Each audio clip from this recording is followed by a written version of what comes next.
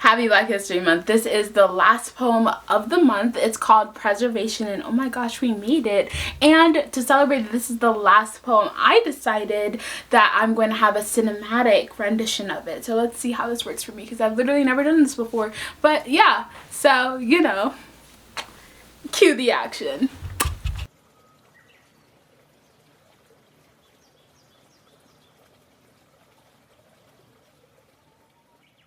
I have heard about the way storytellers weave words into being and how their superpower is to preserve, to take readers down into the depths of emotions. I've heard about the way writers can create life out of mere lines on a page, powerful enough to start and stop wars, to begin and end lives, to raise and fell empires, and I dreamed of holding that power in my hands. I wanted to do what they did, make my words so powerful they could do the unimaginable. So I honed my craft, workshopped, edited, and envisioned words drafts piled high as I painstakingly carved out words littered with imperfections, etched them into my brain so I wouldn't forget them, studied the craft of other artists so that I may follow in their footsteps, all for one purpose: for you. You who exist as a time capsule within my mind, you who has left a void in your absence, you who taught me how to love like how I deserve to be loved, you whose smile is seared into my brain. Even as memory snatches away at the edges of your existence, creating murkiness and fog where there once used to be snapshots, so I was quick with my solution.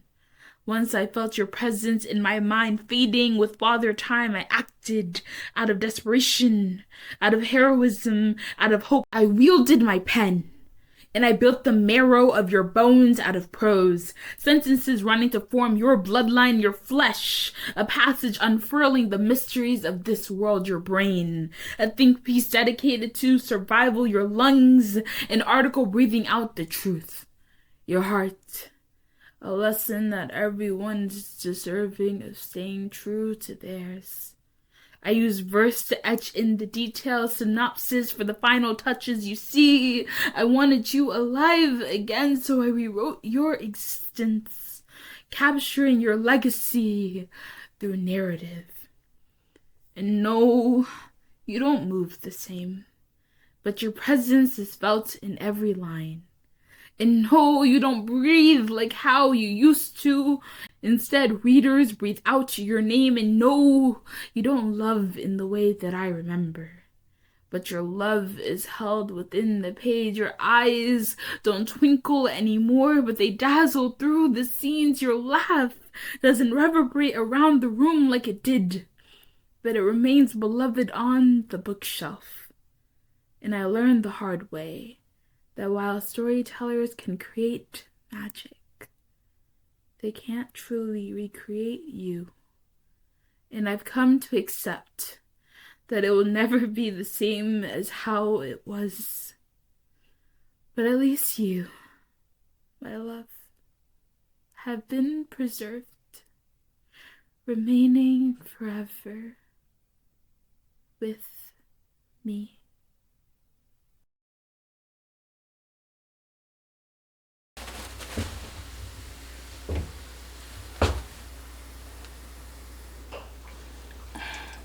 Focus on my face. This is a really hard shot because I don't want to sit in the mud. Okay, plus there are people that can see me. How about a cinema chat? Cinema. There's people here. I feel awkward because there are people here. Oh, story time. While I was filming you guys outside, neighbors walked by. Most of the time, like, I just kind of ignored them. But this time, I don't know why, I got a little embarrassed. And so then I was trying to move my stuff really fast. And then you fell off my tripod. And so then my lens broke. This is like a wide angle lens. This is why, like, you're so close up to my face, because usually I put you on top or this on top, and then it's like a wider lens. But I tried it with this.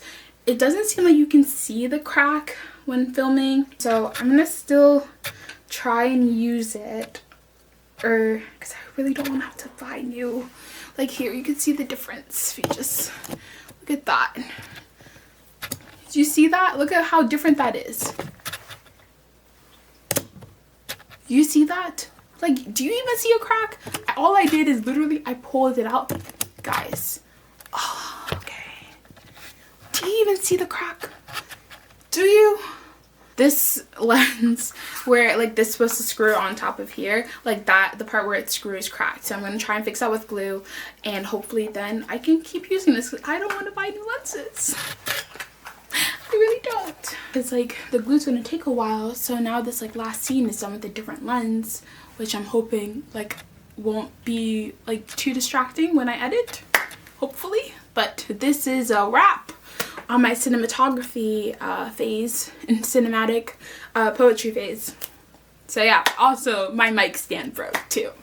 So here's a little peek at my hoarder bookshelf. It's organized by vibes. There's 2 more shelves actually, but it's filled with art supplies. So